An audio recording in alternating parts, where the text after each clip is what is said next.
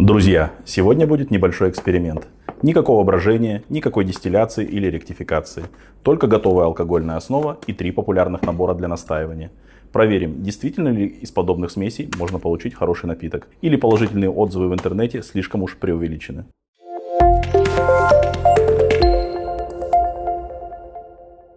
Здравствуйте, дорогие друзья! Сегодня у нас немного необычный выпуск. Обычно на канале мы говорим о приготовлении браги, перегонки, ректификации или выдержки напитков. Сегодня же речь пойдет о таком весьма популярном направлении, как настойки. За основу я возьму уже готовую качественную алкогольную базу. Это может быть хорошая магазинная водка, а может быть собственная сортировка. В моем случае это ржаная сортировка крепостью около 96 градусов. Она имеет совсем легкую зерновую ароматику, где я разбавляю ее до питьевой крепости в 40 градусов. Далее мы попробуем приготовить сразу 3 напитка с использованием готовых наборов для настаивания. По мотивам всем известного егермейстера, княжеской настойки и напитка лимончелло. Все 3 набора выпускает один производитель под брендом «Алхимия вкуса». И сразу хочу сказать очень важную вещь. Это видео не является рекламой, никто мне эти смеси не присылал, никто не просил делать обзор и тем более не оплачивал его. Эти наборы мне порекомендовал мой хороший товарищ, который давно занимается домашним алкоголем и знает мои вкусовые предпочтения. Он сказал: попробуй, возможно тебе понравится. Вот и посмотрим.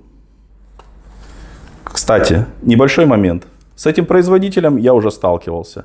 Я пробовал приготовить английский джин при помощи вот такого набора. Здесь после настаивания предусмотрена еще одна перегонка. Однако принципиально ничего сложного. Я следовал строгой инструкции. Однако конечный результат меня не сильно устроил. На мой взгляд, аромат кориандра оказался чрезмерно сильным. Гораздо сильнее хотелось ощущать можжевельник. Поэтому получившийся напиток я в итоге снова перегнал в режиме глубокой ректификации. И полностью убрал всю ароматику. После этого для приготовления джина я начал использовать отдельные компоненты самостоятельно, регулируя их количество под свой вкус.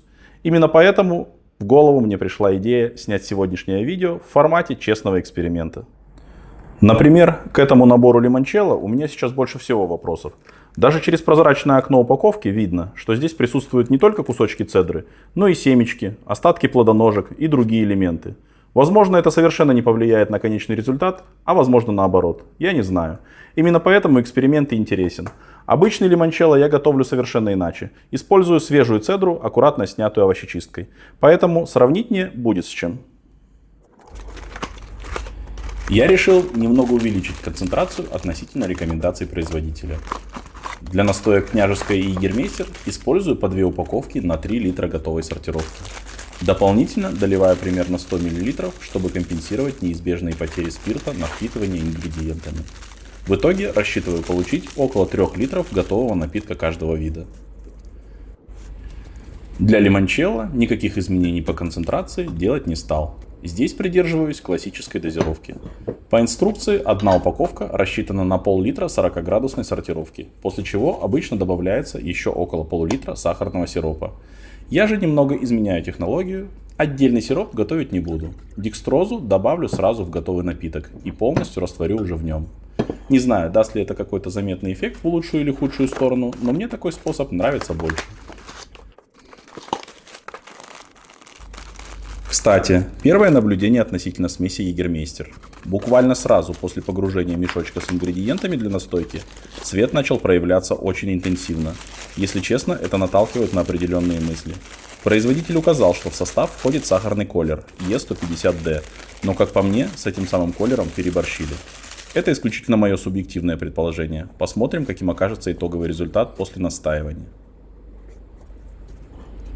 Что касается княжеской, производитель рекомендует добавить примерно 140 грамм декстрозы или сахара на 2 литра напитка. Поскольку у меня объем 3 литра, позже внесу около 200 грамм декстрозы. С егермейстер ситуация похожа. По инструкции одна упаковка рассчитана примерно на 1,8 литра основы с последующим добавлением сахарного сиропа. Я использую сразу 2 упаковки на 3 литра. Немного увеличивая концентрацию, а сироп также готовить не буду. Вместо этого растворю необходимое количество декстрозы непосредственно в небольшом объеме уже готового настоя. Для этого отолью часть напитка в отдельную емкость, добавлю декстрозу, тщательно взболтаю до полного растворения, а затем верну все обратно в основную банку. Еще раз хорошо перемешаю и оставлю напиток дальше отдыхать и настаиваться.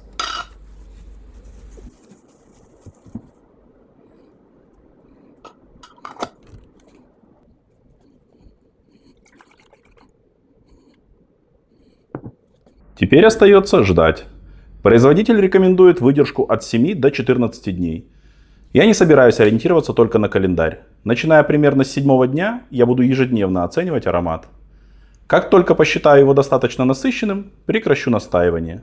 После этого напитки будут тщательно профильтрованы, сначала через мелкое сито, а затем через обеззольный фильтр при помощи вакуумной фильтрации. После небольшого отдыха проведем полноценную дегустацию. Попробуем каждый напиток, разберем аромат, разберем вкус, посмотрим, насколько эти смеси вообще заслуживают внимания. Ну а что из этого получилось, увидим совсем скоро. Большое спасибо, встретимся в следующей серии.